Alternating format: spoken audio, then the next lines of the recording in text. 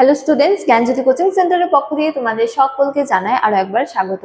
তো স্টুডেন্টস, আজকের ক্লাসে আমরা যে বিষয় নিয়ে আলোচনা করব তা হলো ত্রিশক্তি সংগ্রাম নিয়ে, ঠিক আছে, বা ট্রাইপার্টাইট স্ট্রাগল নিয়ে আজকের ক্লাসে আমরা আলোচনা করব।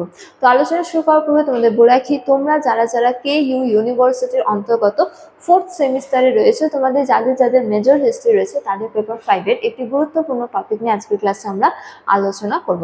তো আলোচনা শুরু করার পূর্বে তোমাদের একটা ছোট্ট ইনফরমেশন দিয়ে রাখি যে তোমরা যারা যারা ভাবছো তোমরা এই সেমিস্টারে আমাদের সাথে অনলাইনে যুক্ত হবে, তোমরা স্ক্রিনে দেখা দুটো নাম্বার দেখতে পাচ্ছ। তো এই দুটো নাম্বারের মধ্যে যে কোনো একটিতে যোগাযোগ করে তোমরা কিন্তু আমাদের সাথে যুক্ত হতে পারো, ঠিক আছে। তো স্টুডেন্টস, এই ছিল ইনফরমেশন। এবারে আমরা আজকের আলোচনা শুরু করব। তো দেখো, ত্রিশক্তি সংগ্রাম সম্পর্কে বলা যায় যে 647 খ্রিস্টাব্দে হর্ষবর্ধনের মৃত্যুর পর উত্তর ভারত তথা কনৌজের রাজনৈতিক ঐক্য কি হয়ে যায়, বিনষ্ট হয়ে পড়ে, ঠিক আছে। তো এই যে কনৌজ, এই কনৌজ কিন্তু উত্তর ভারতে অবস্থিত। যদি আমি তোমাদেরকে একটু ম্যাপে দেখিয়েছি, আশা করি তোমরা ম্যাপটা দেখতে পাচ্ছ যে এই যে অবস্থান, এটা হলো কি কনৌজের অবস্থান, ঠিক আছে, যেটি উত্তর ভারতে অবস্থিত। তো এটি অর্থনৈতিক, তারপরে হলো যে বা বলা যায় যে ভৌগোলিক দিক থেকে যথেষ্ট গুরুত্বপূর্ণ কনৌজ, ঠিক আছে। তো কনৌজ ছিল অত্যন্ত উর্বর একটি অঞ্চল, ঠিক আছে, সুতরাং অর্থনৈতিক দিক থেকে খুবই গুরুত্বপূর্ণ। এবং এই যে কনৌজের ভৌগোলিক গুরুত্বও ছিল বা ভৌগোলিকগত অবস্থানও ছিল যথেষ্ট গুরুত্বপূর্ণ। কেননা তখন মনে করা হতো যে কনৌজকে দখল করা মানে সমগ্র উত্তর ভারত দখল করে নেওয়া, বা কনৌজ বিজয় অর্থাৎ সমগ্র উত্তর ভারত বিজয়। এজন্য কনৌজ ছিল কি যথেষ্ট গুরুত্বপূর্ণ। কোন সময়কালে? হর্ষবর্ধনের মৃত্যুর পরবর্তীকালে, ঠিক আছে। তো গুপ্ত যুগের অবসানের পর হর্ষবর্ধনই কিন্তু ভারতবর্ষের এক সুবিস্তীর্ণ অঞ্চলে কেন্দ্রীয় শাসন ব্যবস্থা স্থাপন করেছিল, কিন্তু তার মৃত্যুর পরবর্তীকালে সেই হচ্ছে যে কেন্দ্রীয় শাসন ব্যবস্থার অবস্থান ঘটে এবং ভারতের বিভিন্ন আঞ্চলিক শক্তিগুলির উত্থান ঘটে। যেমন বলা হয়েছে যে এই সময় অর্থাৎ হর্ষবর্ধনের মৃত্যুর পরবর্তীকালে ভারতের বিভিন্ন স্থানে স্বাধীন রাষ্ট্রের উদ্ভব হয়, ঠিক আছে। তো কনৌজকে কেন্দ্র করে বিভিন্ন শক্তি তাদের আধিপত্য বিস্তারে সচেষ্ট হয়েছিল, যেটা এই যে কনৌজকে অধিকারের জন্য, ঠিক আছে। তো দেখো, বলা হয়েছে যে মালব ও রাজপুতানার প্রতিহার বংশ, এছাড়া বাংলা ও বিহারের পাল বংশ এবং কি দক্ষিণ ভারতের রাষ্ট্রকূট বংশ কনৌজকে কেন্দ্র করে প্রায় 200 বছর যুদ্ধে লিপ্ত ছিল।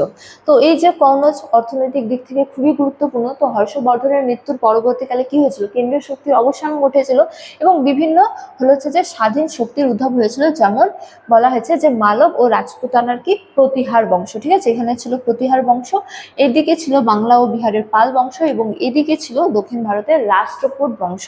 তো এই তিনটি শক্তি হচ্ছে যে প্রধান, এটা পাল বংশ, এটা রাষ্ট্রকূট বংশ, আর এটা হচ্ছে যে প্রতিহার বংশ, ঠিক আছে। প্রতিহার, পাল এবং কি রাষ্ট্রকূট।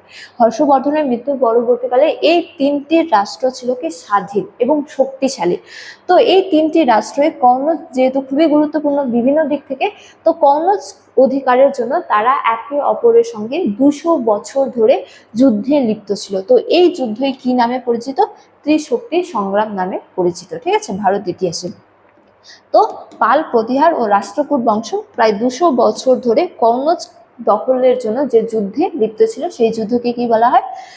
ত্রিশক্তি সংগ্রাম, ঠিক আছে। তিনটি শক্তি জড়িয়েছিল, এই জন্য ত্রিশক্তি সংগ্রাম।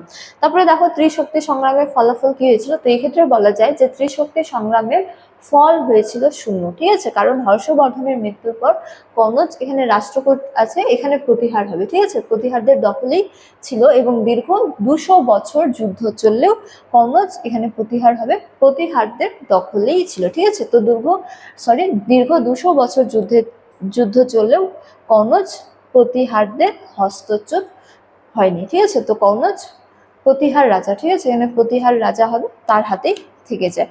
তো বলা যায় যে 200 বছর ধরে যুদ্ধ চললে প্রথম দিকে কনৌজ ছিল প্রতিহারদের হাতে এবং শেষ দিকেও কনৌজ কিন্তু এই প্রতিহারদের কাছেই থেকে যায়। বরং হচ্ছে যে তিনটি শক্তি হচ্ছে যে অর্থনৈতিক বা বিভিন্ন দিক থেকে বলা যায় যে ক্ষয়ক্ষতি হয়েছিল তিনটি শক্তিরই, কেননা যুদ্ধ পরিচালনার জন্য অর্থের প্রয়োজন হয়, ঠিক আছে, সেনাবাহিনীর প্রয়োজন হয়। তো তিনটি শক্তি বিভিন্ন দিক থেকে ক্ষয় হয়েছিল এবং শেষ পর্যন্ত কনৌজ কিন্তু প্রতিহারদের কাছেই থেকে যায়। তো স্টুডেন্টস, এই ছিল আজকের আলোচনার বিষয়। ঠিক আছে, আজকের ক্লাস এতটাই। তোমাদের সাথে দেখা হবে পরবর্তী ক্লাসে। ততক্ষণ তোমরা সকলেই ভালো থাকো, সুস্থ থাকো। Thank you.